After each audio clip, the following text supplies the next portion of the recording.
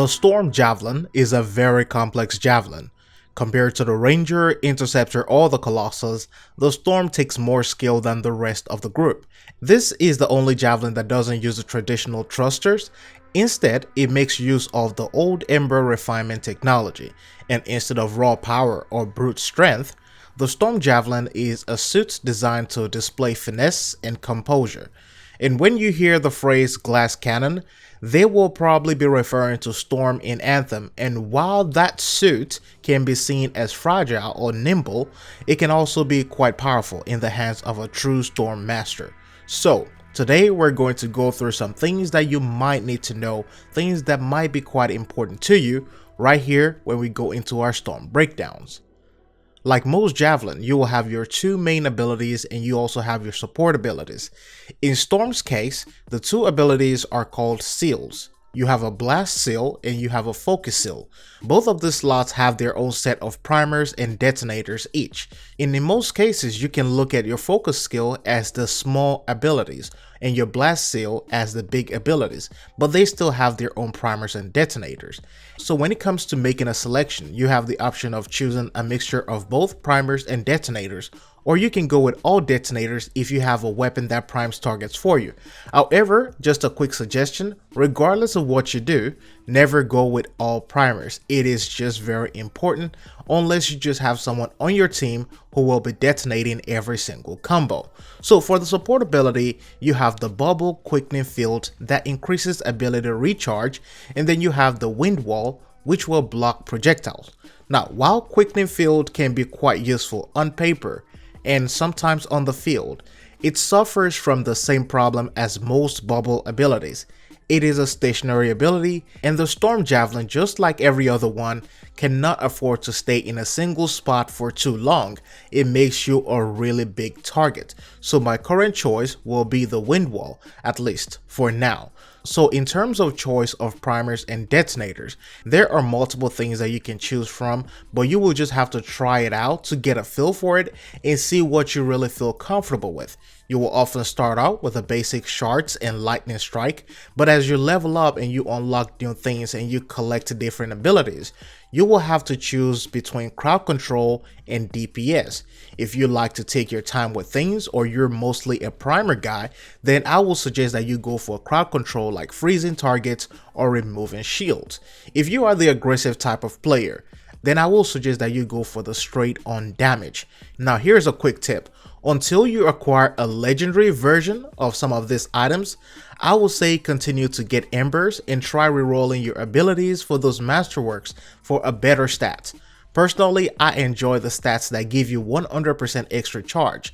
That means you can actually use that ability more than once or more than twice, and those are really useful to have extra charge in hand. Sometimes it can save your life. Now, like most MMOs that you've ever played, the Storm Javelin is something that you will consider as a mage and should be treated as such. You will not be going into battle heads first. You won't be in the middle of battle hammering down targets.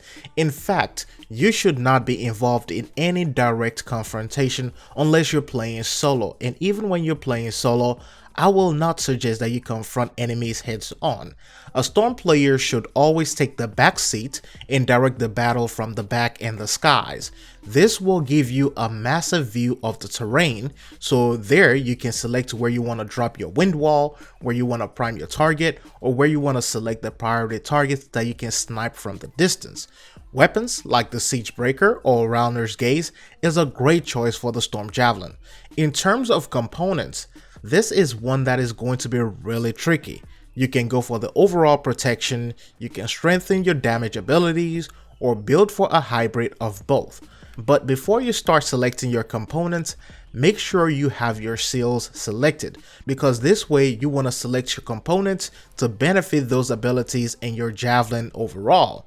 You have components that adds more to ice damage, some adds more to electric damage, some to fire or to impact or blast damage. So you want to look at those things and keep all these things in mind, and also understand and remember that you are a shield based target, so you want to be looking at some survivability mods as well.